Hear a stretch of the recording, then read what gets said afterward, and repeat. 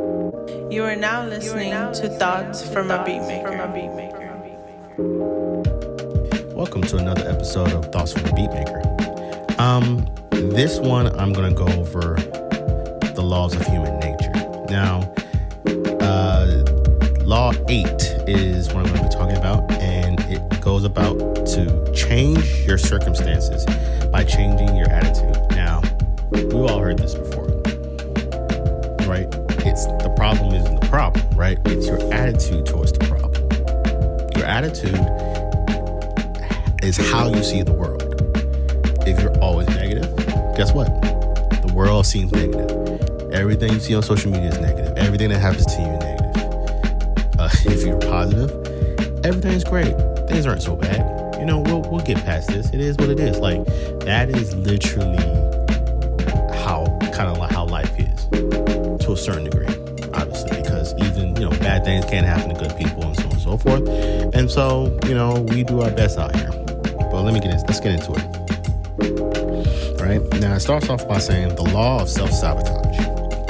Each of us has a particular way of looking at the world, of interpreting events and the actions of people around us.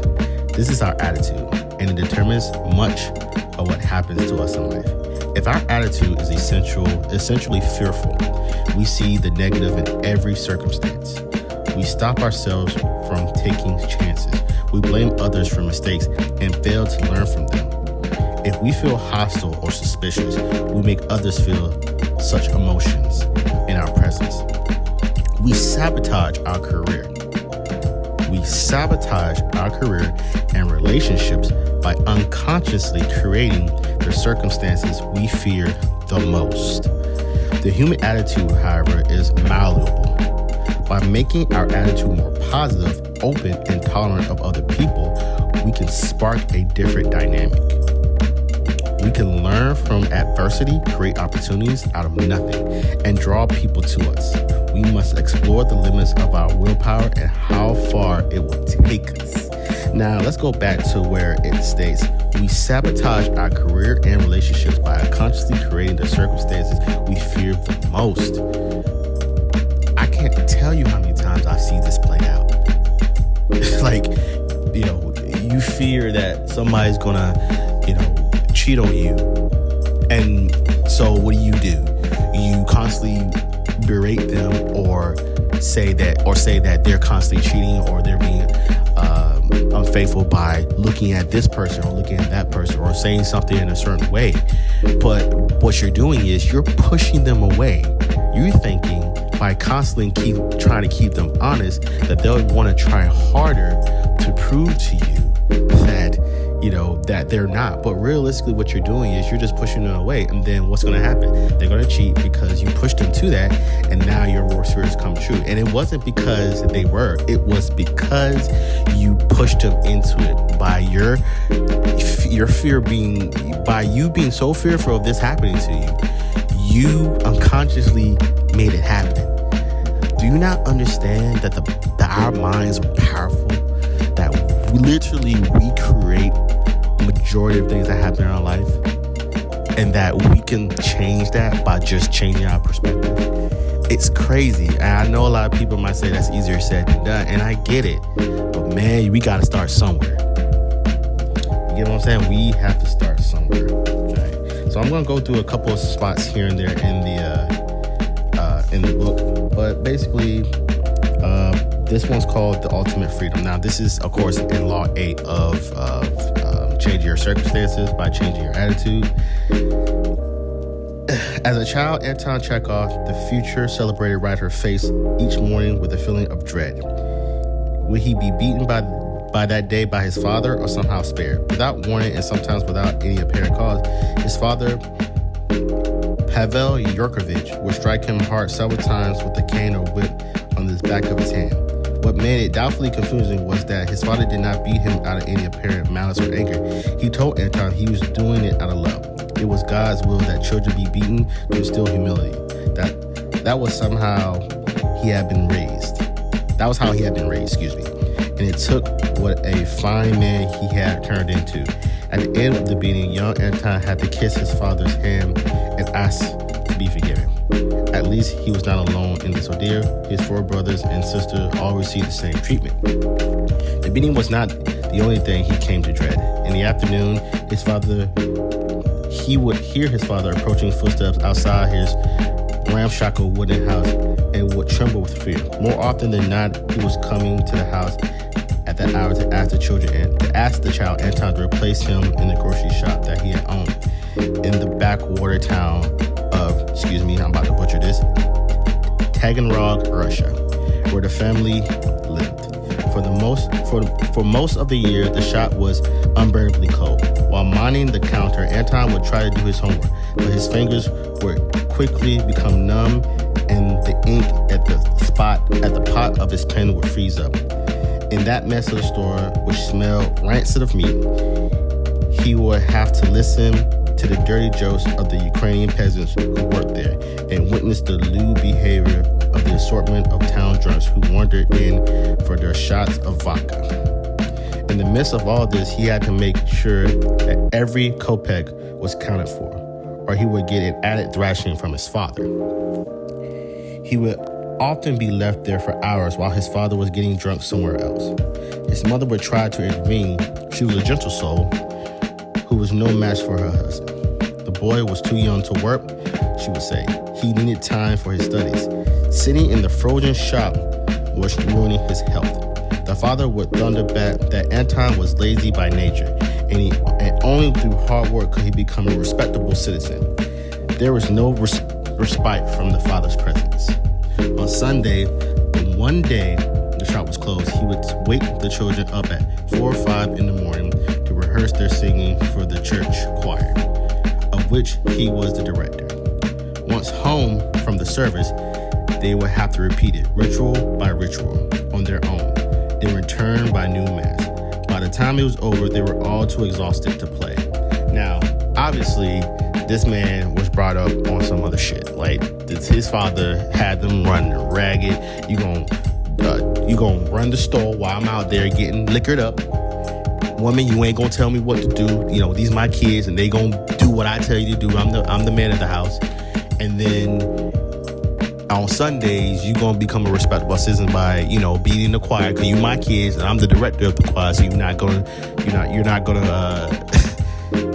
going to embarrass me. Like, this man had every opportunity to be negative in life based off how he was raised. You're like, yo, God, why would you put me in this position? Why would you, allow me to be this man's son? Why would you put me in this predicament, right? Now, most people might look at this and have every right to be like, yo, this is why I ended the way that I am. Life ain't fair, so on and so forth, right? But let's keep going.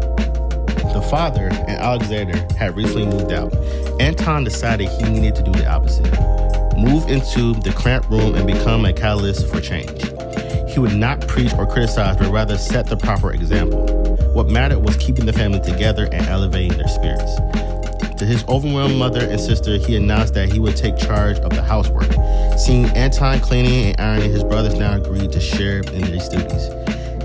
He scrapped and saved his own medical school scholarship and got more money from his father and Alexander. With this money, he put Mikhail, Ivan, and Maria back into school. He managed to find his father a better job using his father's money and his own savings.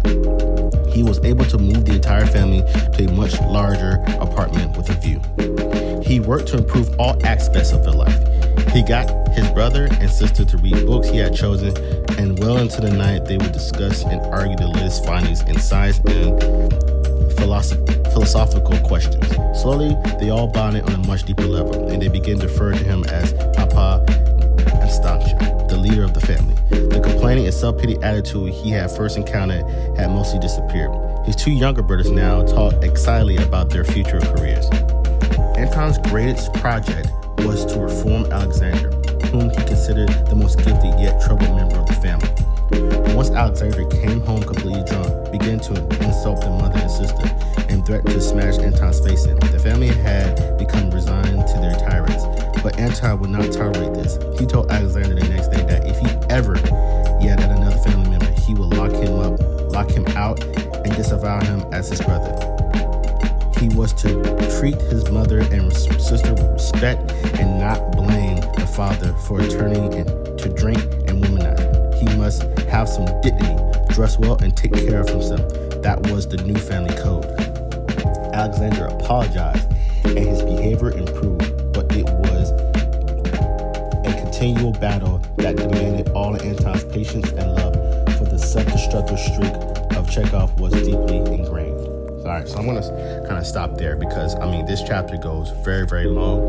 I would suggest getting the book yourself and actually going into it and really reading everything with this. But basically, in a nutshell, the entire family had every right to be negative. They barely had money. The town they were in was terrible. It was just a grim experience. And yet somehow one of the siblings basically was like, nah, screw this. I already seen this. I already know where this leads. I'm going to go a different route, right? Instead of criticizing, he gave a great example. And that is great because I see a lot of this in people love to criticize.